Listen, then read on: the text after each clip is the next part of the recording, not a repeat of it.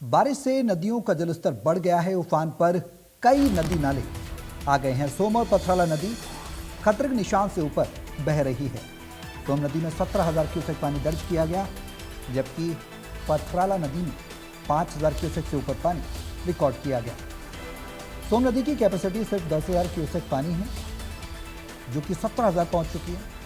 पथराला में भी पानी 5,000 क्यूसेक के ऊपर दर्ज किया गया। पंचकुला में घग्गर नदी का भी जलस्तर बढ़ गया। प्रशासन ने नदी नालों से दूर रहने की अपील की है। पुलिस लगातार किनारों पर मॉनिटरिंग कर रही है और ये सुनिश्चित करने की कोशिश कर रही है कि बारिश के चलते जो जलस्तर बढ़ा है नदियों का, उसके आसपास के क्षेत्र में लोग ना जाएं। इसके साथ ही देखा हमने प्रशासन लगातार अपील भी कर रहा है कि लोग नदी नालों से दूर रहें।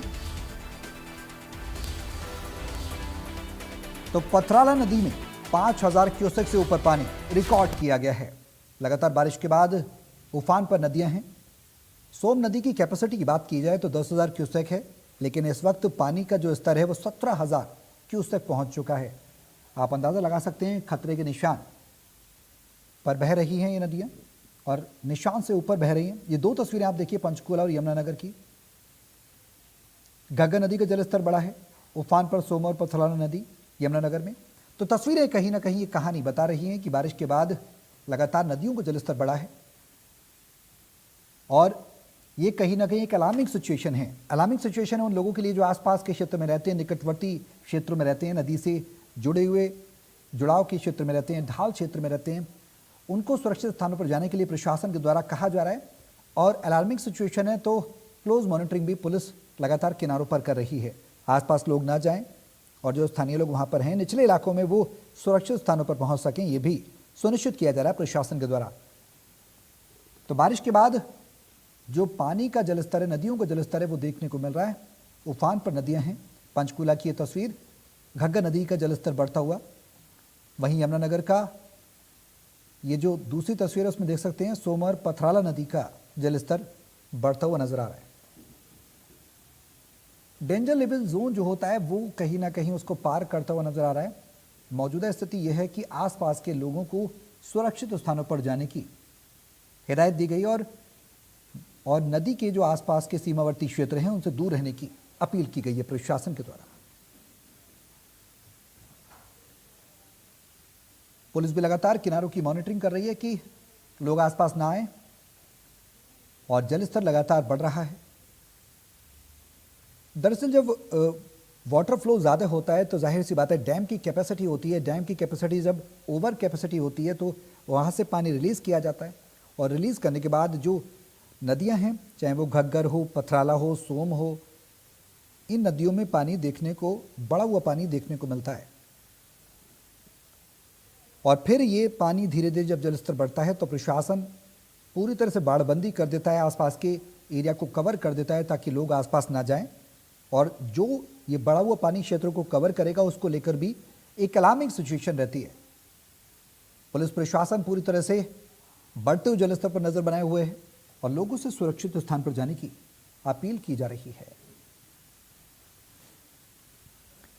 तो बारिश से नदियों का जलस्तर बढ़ा है। तस्वीरें देख सकते हैं। तस्वीरें अपने आप में भयावह हैं और ये बताने के लिए काफ़ी हैं कि पानी की जो इंटेंसिटी है वो कितनी हाई है और जो कैपेसिटी है वो भी हाई है, जिसके चलते ये जलस्तर लगातार बढ़ता हुआ नजर आ रहा है। पुल के नीचे आप अगर देखेंगे तो वाटर फ्लो ऊपर ही है, नीचे नहीं, बहुत ज़्यादा नीचे नहीं है। जो ये पुल है, ये ब्रिज के नीचे का एरिया भी हम आपको दिखा रहे हैं। 10,000 कैपेसिटी है सोम नदी की और इस वक्त मौजूदगी जो है पानी की 17,000 क्यूसेक है। अब आप अंदाज़ा लगा सकते हैं 7,000 क्यूसेक पानी ज़्यादा है।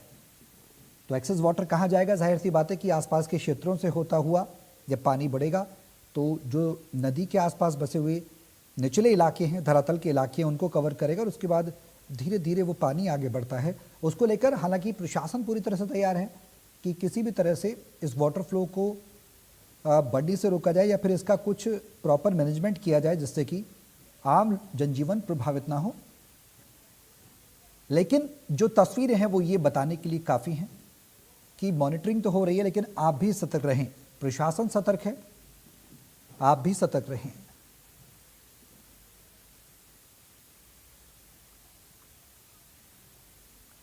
इंडियन न्यूज के संवाददाता देवीदास शारदा हमारे साथ यमुनानगर से लाइव जुड़ गए हैं। सीधे उनका रुख करेंगे और जानने की कोशिश करेंगे सिचुएशन क्या है। देवीदास, आपसे जानना चाहेंगे मौजूदा सिचुएशन क्या है। हम देख रहे हैं कि सोम नदी, पथराला नदी लगातार इसका जलस्तर लगातार बढ़ता जा रहा है। मौजूदा स्थिति क्या है, प्रशासनिक इंतजाम क्या है, वो भी आप हमें बताएं।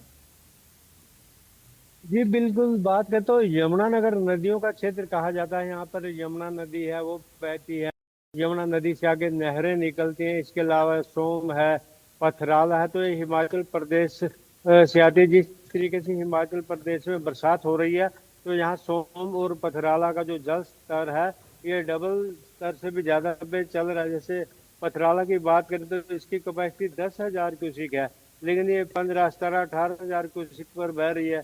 ऐसे ही जो सोम नदी है 5,000 से 7-8,000 तक बह रही है। तो दोनों नदियां ओवर कैपेसिटी बह रही है। हालांकि पहले जब भी इनमें पानी आता था तो ये नदियां ओवरफ्लो हो जाती थी, तो खेतों में, लोगों के घरों में पानी चला जाता था। जी लेकिन पिछले कई सालों से जिस तरीके से जिला प्रशासन मुस्तैद और यहाँ पर प्रॉपर मैनेजमेंट की जा रही है, तो ये पहला मौका है कि जब नदी है फुल कैपेसिटी में चल रही है और अभी कहीं से भी बैंक टूटा नहीं है। लेकिन क्योंकि कैपेसिटी ओवर चल रही है तो कहीं से भी बैंक टूट सकता है, गांवों में पानी भर सकता है। तो इसके लिए एससी परवीन गुप्ता है, एक्सीएन जो रक्षित सैनी है, दोनों ही जो फील्ड में है वो जगह जगह मिनट मिनट की स्थिति का जायजा ले रहे हैं। कहीं ऐसा न हो कि कहीं से बैंक टूट हो जाए या ब्रीच हो जाए तो कहीं आम जनजीवन अस्त व्यस्त ना हो जाए। वहीं बात करें यमुना नदी की, तो यमुना नदी में भी जो है कल रात 2 बजे से जिस तरीके से डाक मैसेज आया तो 50,000 क्यूसेक पर पानी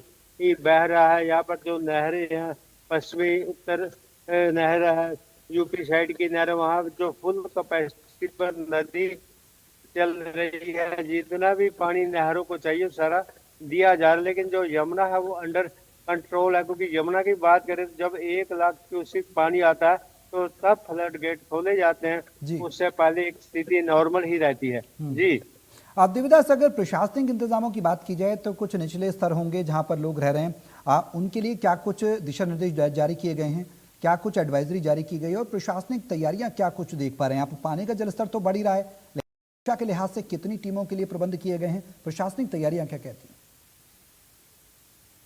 जी बिल्कुल, जिस तरीके से जब भी बाढ़ आती है या बाढ़ जैसे हालात बन जाते हैं तो क्योंकि यमुनानगर बाढ़ प्रभावित क्षेत्र है, यहाँ पर जितने भी गांव हैं या जितनी भी कॉलोनियां बसती हैं उन सारों को मैसेज कर दी जाते हैं। वहाँ पे जो मौजूद लोग हैं, पुलिस थाने, उनको सूचना दे दी जाती है। यहाँ पर कंट्रोल रूम स्थापित कर दिया गया है। और क्योंकि सूचना सबसे बड़ा तंत्र है, यमुनानगर की बात करें तो जब भी पहाड़ी क्षेत्र में बरसात होती है तो यहाँ पर 3 घंटे पहले पता लग जाता है। जो 3 घंटे जो प्रशासन है वैसे तो लगातार तैयारियों में रहता ही है, लेकिन कितना पानी आएगा, क्या मैनेजमेंट करनी, तो वो व्यवस्था प्रशासन ऑलरेडी एडवांस में कर लेता है। फिर यदि पानी ओवर कैपेसिटी चल जाता है, ज्यादा पानी है, तो आगे पानी क्योंकि यहाँ से करनाल, पानीपत, सोनीपत, दिल्ली होता हुआ आगे मथुरा, उसके भी आगे मार करता है, उनको काफी समय मिल जाता है। क्योंकि दिल्ली पहुंचते पहुंचते लगभग ये 3 दिन ले लेता है, तो उनको एक काफी पर्याप्त समय मिलता है। लेकिन इस बार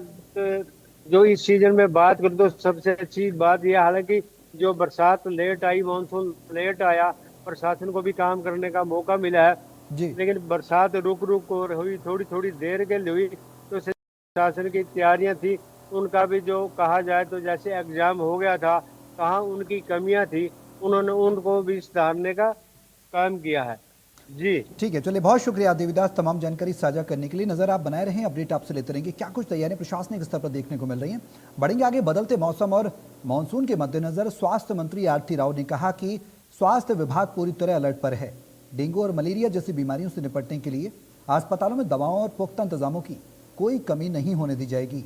आरती सिंह राव ने आगे कहा कि मुख्यमंत्री नायब सिंह सैनी के नेतृत्व में प्रदेश सरकार विकास कार्यों को केवल घोषणाओं तक सीमित नहीं रख रही है, बल्कि उन्हें धरातल पर उतारकर जनता के जीवन को आसान बना रही है। उन्होंने प्रधानमंत्री के आगामी हरियाणा दौरे को भी राज्य के विकास के लिए